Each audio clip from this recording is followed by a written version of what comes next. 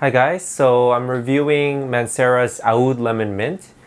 So I like to work through a house sometimes and really just try to go through many of the fragrances within one house to really understand, the feel. And just if I like a house, I hopefully will find many that I like within the house. So I've been on this Mancera train, and of course you probably already know. Aoud Lemon Mint is one of the kind of more popular Mancera releases, right? I see it get talked about a lot, and so I wanted to review it, but I was a little bit disappointed. And it's hard doing this review because I like to review fragrances that I'm really passionate about, but of course I can't just review fragrances I love. I want to be able to tell you, stuff that I think is not worth the hype, or it's just that I might not recommend for whatever reason.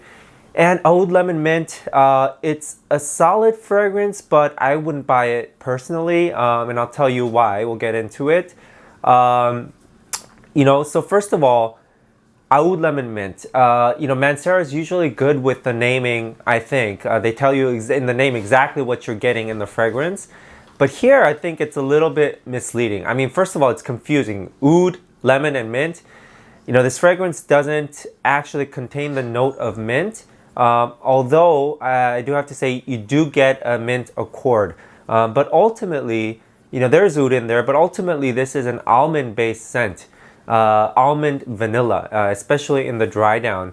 And so when I heard Aoud Lemon Mint, I thought of this sort of lemony, minty, kind of fresh citrusy scent, but it's nothing of that sort, actually. So let me spray it for you guys and talk about it. Hopefully as the video goes on, we'll get into the dry down. I'll be able to tell you as I smell it fresh. All right, so here it is. This sample decant is from Mancera. So let's go. All right. And by the way, the reason I would not recommend this is because, not that it's a bad fragrance, but there are, in my opinion, better alternatives. All right, so the opening is very nice. Smelling it again. At the opening, you get, yes, there's citrus, but you get this very fresh oud, and the opening is where I get the mint accord, It's not a, unfortunately, natural smelling mint. It's not like your typical mint-based scent, because the mint is not actually the focus here. I think that the mint accord came about, from this, unique combination of oud and citrus, whatever else may be in there, patchouli. And so it gives off a mint feel. But, what I don't like so much is there's a little bit of a dirtiness, maybe from patchouli, and it's a kind of fragrance where a lot of things are like clashing, and so you might say, "Oh, this is complex and interesting," but at the same time, it might be not the most harmonious, not the smoothest kind of fragrance. So it's a little bit of dirtiness that makes this. When I first smelled that, I thought a little bit of like a toothpaste feel, which is not so pleasant, right? It's that kind of mint that's a little bit dense and a little bit dirty, rather than a really leafy, fresh, kind of natural, refreshing mint. Because there's oud in here, as the name suggests. But again, it's a fresh oud, right? So you don't have to be scared about the oud aspect. And that's the opening. You don't get so much the almond, but within seconds, I get a lot of almond, and it starts creeping up more and more and more. And, I guess this is still part of the opening, but getting into the heart. But the almond becomes sort of, to me, the dominant nose. It has a very strong almond feel. And the citruses are gone, to me, pretty quickly, right? It becomes a very sweet kind of, it becomes a kind of a sweet, nutty scent. And because of that, it reminds me of many other fragrances. So as you could probably tell, I'm not a big fan of the opening, but, the good thing is that as it dries down, this becomes a better scent. It becomes a smoother, more pleasant scent. And I do like it more and more in the dry down, but like I said in the beginning, I find that there are better alternatives. So as it dries down, you know, I thought in my head, I've smelled this before, but I just couldn't think of it. And eventually I found it. You know, it very weirdly, the dry down of this resembles the opening a little bit of Latent Exclusive. And I don't know if, you know, people are going to disagree with this, if anybody's thought of this before too. But that's what I get to my nose, right?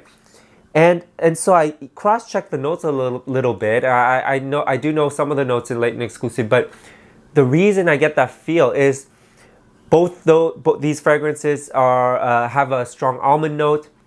Latent Exclusive, I never thought of it as an almond fragrance because of course you think of the latent DNA, and then you with some oud, gaiac wood, and agarwood, and animalic notes. But now smelling this one and, you know, thinking, what does it smell like? It actually smells like the opening of Latent Exclusive. But Latent Exclusive, of course, smells richer. You have that similar latent DNA, which is so much better than this sort of opening. But as this fragrance dries down, it has that similar, it's because of that mix of, you know, vanilla, oud, some freshness up top, and then patchouli, right? So that's the reason why I think there is some resemblance, this patchouli vanilla combination.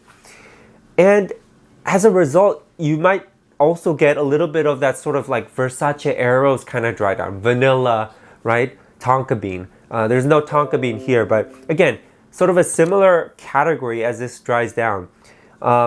Latent Exclusive, by the way, also is a lot better because as that one dries down, that one has that civet note that is so attractive. That's the you know, main reason I like that fragrance. But this doesn't have anything like that.